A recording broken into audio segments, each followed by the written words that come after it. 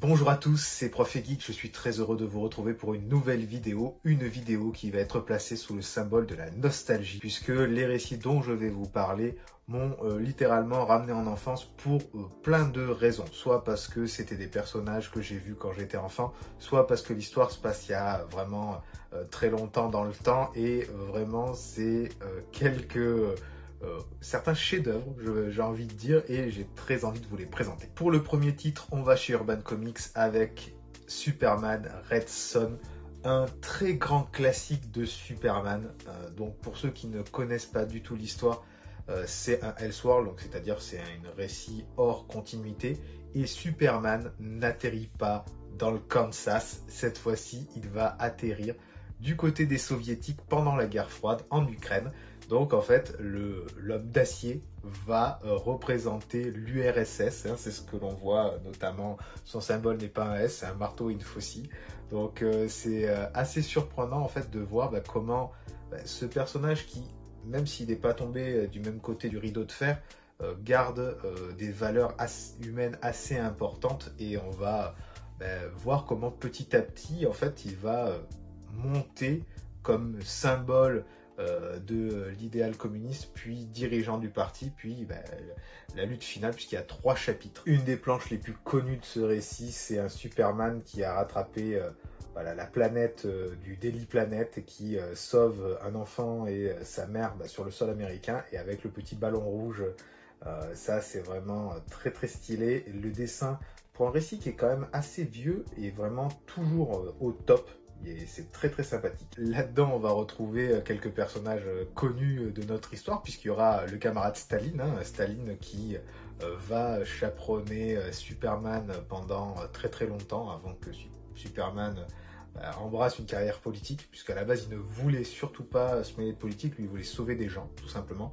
Et en fait on voit quelques éléments de la vie de Superman qui sont adaptés là-dedans. On retrouve la ville en bouteille par exemple, c'est Kandor je crois, et les personnages très classiques, Luthor, Lois Lane sont aussi présents, et on va voir en fait comment l'histoire change, puisque les États-Unis ne remportent pas aussi facilement cette bataille contre l'URSS. C'est même plutôt l'inverse qui se passe, hein. L'URSS et l'idéal communiste s'étendent à travers le monde, notamment grâce à Superman qui révolutionne le monde et amène l'idéal communiste sur la Terre. C'est vraiment très très bien amené.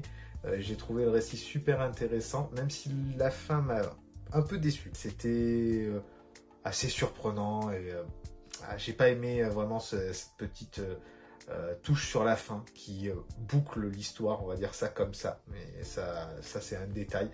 C'est vraiment un récit très très bien, et je le recommande fortement. Il est facilement trouvable puisqu'il a été réédité en Urban Indies, hein, donc le format poche d'Urban Comics. Donc n'hésitez pas à vous le procurer, à le lire. Alors la cover est différente, hein. On voit un petit Superman sur le symbole communiste, hein, le marteau et la faucille. Mais le récit n'a pas changé. Foncez dessus, je vais mettre un bon 16-17 sur 20. Un classique à ne pas rater. Un autre récit qui m'a littéralement renvoyé, plutôt dans l'adolescence cette fois-ci, c'est Batman et Spawn 1994. Pourquoi ce récit me renvoie si loin? Puisque c'est le personnage de Spawn qui m'a lancé littéralement dans les comics, puisque même si j'avais fait du Spider-Man un petit peu avant de me débarrasser de tout Marvel, hein, je n'ai plus de Marvel du tout, c'est vrai que j'avais tous les Spawn en kiosque, et ça m'a vraiment lancé. Alors c'était arrivé grâce au film des années 90, début 2000, même si je sais qu'il a mauvaise presse, et qu'on attend l'Arlésienne, le nouveau film de McFarlane, mais bon. Il faut savoir qu'il y avait eu un binôme qui s'était créé entre le Chevalier Noir et le Rejeton des Enfers. Donc c'est juste dingue de se dire qu'il y avait eu des histoires. Et c'était arrivé très très rapidement au début des années 90. Spawn n'avait qu'1 ou 2 ans d'existence. McFarlane venait de créer son studio avec Jim Lee et ses autres camarades. Et là, un crossover est possible avec Batman. Donc McFarlane avait œuvré à la fois chez Marvel et également chez DC. Et là, il y a 2 histoires qui ont été créées. Donc une qui est créé par l'équipe de DC Comics et l'autre qui est créé par McFarlane et Millar. Donc vraiment un duo vraiment détonnant. Donc là il y a deux histoires qui sont regroupées, ils étaient sortis en kiosque et ils n'étaient pas faciles à trouver. Alors c'est assez vieillot au niveau des dessins, hein, faut s'y faire, c'est vraiment très années 90, je vous préviens. Alors voilà une planche du premier récit, donc ça c'est l'histoire engendrée par l'équipe de DC Comics. Graphiquement elle n'est pas non plus très très folle, franchement les planches que je vous ai montrées c'est pratiquement les plus belles, il y en a vraiment des très très flashy qui sont vraiment limite à gerber avec des décors pas vraiment bien travaillés, des couleurs, il n'y a pas d'ombre, il n'y a pas d'aplat, enfin bref c'était pas oufissime.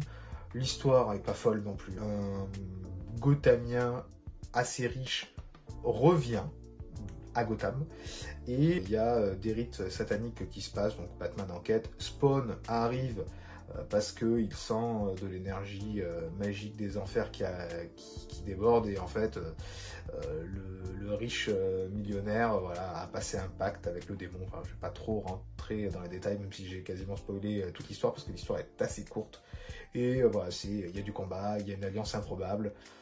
C'est quand même à oublier, hein. C'est loin d'être la meilleure histoire. Ensuite, il y a Millar et McFarlane, et là, ça change du tout au tout. Regardez-moi ce Batman avec sa cape là, vraiment gigantesque. Ça, c'est vraiment le trait de McFarlane, on le reconnaît bien, on le voit aussi sur Spawn. La cape qui est énorme et qui est dessinée comme ça, avec des coins très marqués. Dans cette histoire-là, c'est très très différent. Je trouve que l'histoire était bien mieux. C'est pas non plus l'histoire de l'année, mais c'était clairement le meilleur récit de ce duo improbable. Là, en fait, vous avez Batman qui enquête puisque il a été attaqué par un robot et il se rend compte que à l'intérieur du robot, il y a la tête de quelqu'un, vraiment un humain qui a perdu son corps et qui est là, mais qui a toujours conscience d'être humain, même si voilà, le cerveau est manipulé et il se rend pas compte qu'il a plus des membres, mais c'est des membres mécaniques, robotiques.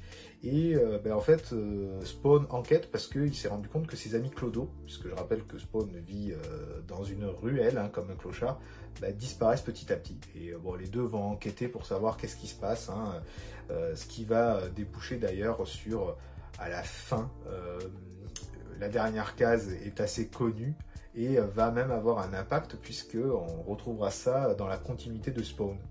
Je vais vous montrer la toute fin. C'est Spawn qui se prend un batarang en plein dans le visage. Alors ça c'était aussi la couverture collector de ce récit-là, je crois, de Batman Spawn 1994, puisqu'il y a eu deux titres qui sont sortis chez Urban, hein, celui-ci, ce recueil-là qui récupère les deux histoires, et un autre récit dont je vous parlerai dans une autre vidéo. Et voilà, donc la planche que je vous ai montrée était la cover collector d'un des deux récits et je crois que c'est celui-ci. Moi j'ai pris les covers classiques parce que bon déjà elles étaient plus faciles à trouver et que je cherchais pas spécialement la collector même si les dessins étaient très sympas. Bon, pour ce titre-là, voilà, je suis un peu plus mitigé hein, puisque voilà, les récits datent d'il y a quand même une trentaine d'années et on sent vraiment que ça s'est marqué. Hein, c'est clairement pas moderne. Même si celle de McFarlane, j'ai trouvé que le trait fait très 90, mais bon 90. Bon trait 90, c'est vraiment pas moche. Mais il faut s'y faire. On retrouve certains traits, notamment du personnage féminin qui apparaît dedans. Ça m'a vraiment fait penser un peu à du Jim Lee et du McFarlane.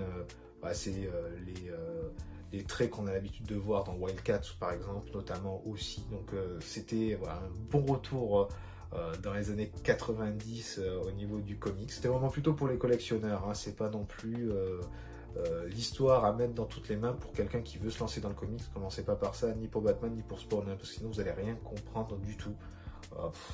Allez, je vais mettre 12. Allez, c'est même très bien payé, surtout que l'histoire est vraiment pas... La première histoire est vraiment pas terrible. Franchement, la première histoire, elle n'a pas la moyenne. La deuxième rattrape le tout, et voilà, 11-12. Et c'est déjà pas mal. Pour du dernier récit, on part au Japon dans un univers manga très connu des années 80, puisque j'ai lu l'intégralité du manga City Hunter, alors qu'il était paru chez Génération Comics. C'est cette sorte de fou, qui est en fait Panini Comics, maintenant Panini Manga, clairement. Donc voilà, la première édition du Deluxe qui était comme ça. Alors c'est pas la première édition de City Hunter, c'est la deuxième. En fait c'était J'ai lu qui avait les droits au tout début, puis Panini quand ils se sont lancés, voilà, ils ont récupéré la licence. Ils ont sorti 32 tomes de cette version-là, plus le tome X, Y, Z, que ces trois-là je ne les ai pas par contre. dès que je les récupère un jour. Et voilà, on a le récit complet. L'avantage de cette édition-là, c'est que ça amenait des planches qui étaient légèrement en couleur. Alors pour l'époque, c'est pas non plus foufou. Et voilà, on retrouve des cases orangées, c'est assez particulier. Et même quelques planches qui sont complètement colorisées, ce qui était assez novateur pour l'époque. Hein. Les mangas n'étaient qu'en noir et blanc, puisque ça permettait de faire des tirages très rapides et peu chers, peu onéreux. C'est pour ça que le manga est beaucoup moins cher que le comics, notamment. Même si cette vérité est en train de se combler, puisque les mangas sont de plus en plus chers. Alors juste, je précise, City Hunter est en train d'être réédité dans des formats beaucoup plus épais, hein, des intégrales plus épaisses pour ceux qui voudraient se lancer dedans. Donc City Hunter, qu'est-ce que c'est? C'est le personnage de Ryo Saeba, qui est un nettoyeur à Tokyo. Donc nettoyeur, c'est un homme que vous engagez pour faire des tâches diverses, mais vraiment dans le monde obscur, hein, dans le monde de la mafia, des criminels. Donc il peut être tueur à gages, garde du corps, livreur d'objets particuliers, mais chercher des choses. Voilà, c'est l'homme qu'on appelle lorsqu'on est dans le désespoir, et il se fait une spécialité d'aider principalement les femmes. Et pourquoi c'est nostalgique? Parce que c'est très années 80, où on le voit draguer très lourdement.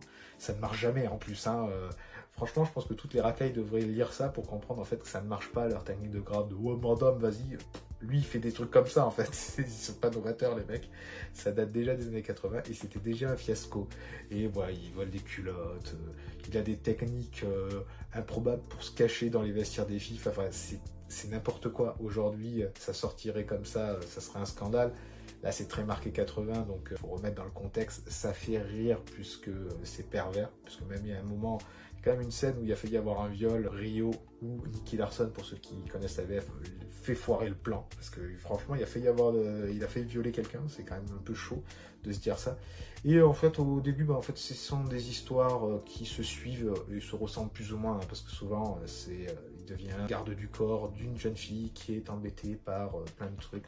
Le scénario n'est pas très évolutif. Hein. Tsukasa Ojo sur ça n'a pas eu, il faut le dire, beaucoup d'imagination. Par contre, petit à petit, en fait, le lore se met en place.